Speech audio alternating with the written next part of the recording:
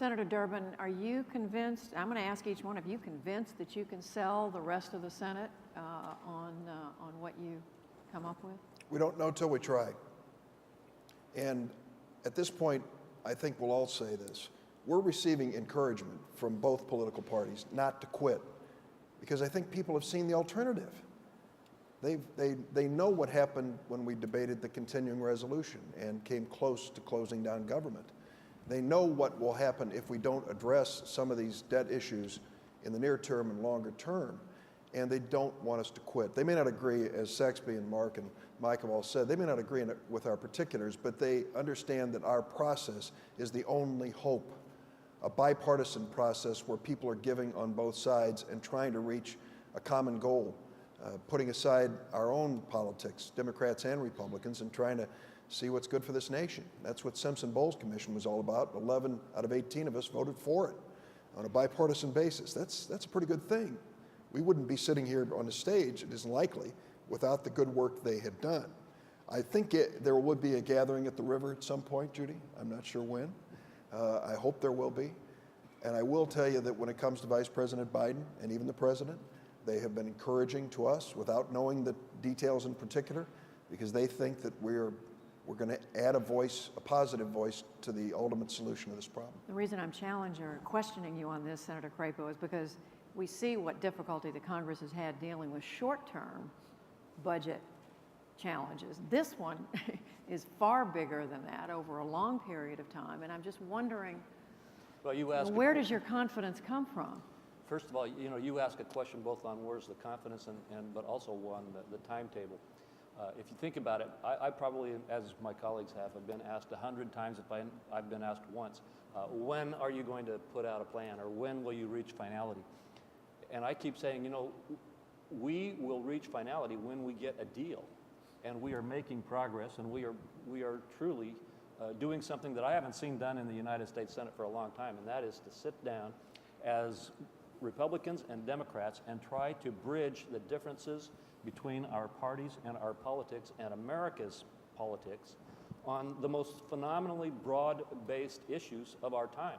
We are dealing with everything from Social Security to the entitlement system, Medicare and Medicaid, to the spending structure on our discretionary side of our budget, to our revenue system, defense, and including defense, and the mechanism to enforce that, to stop Congress from getting around it, which it historically does. And this we're trying to do on a basis that develops bipartisanship. So I guess my answer to your question as to how do we find the confidence to go forward is in the response that we get from not only our colleagues, but from people across the country. I said a minute ago that the knives were out, and they are. The special interest groups across this country are ready to fight any proposal to change the status quo, and they are geared up. But at the same time, I can't tell you how many times every day I'm contacted by people who say, don't quit.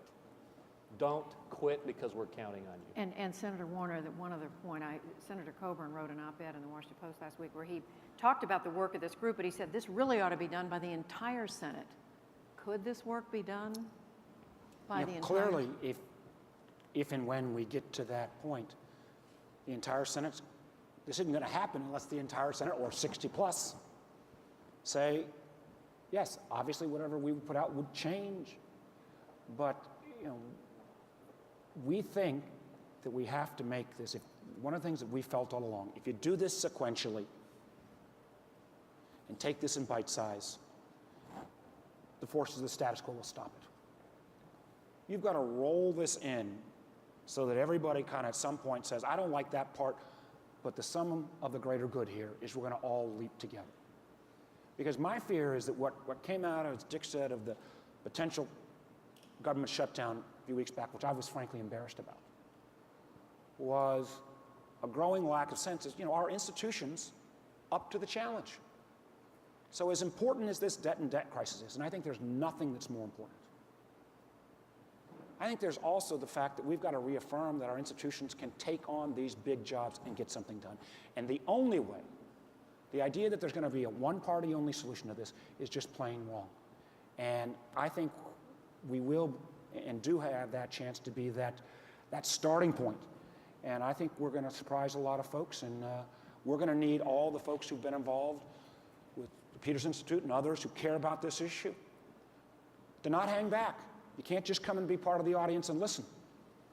We're going to need you to say, be out there urging. And if you're a Democrat, go support a Republican who's supporting this. If you're a Republican, go support a Democrat.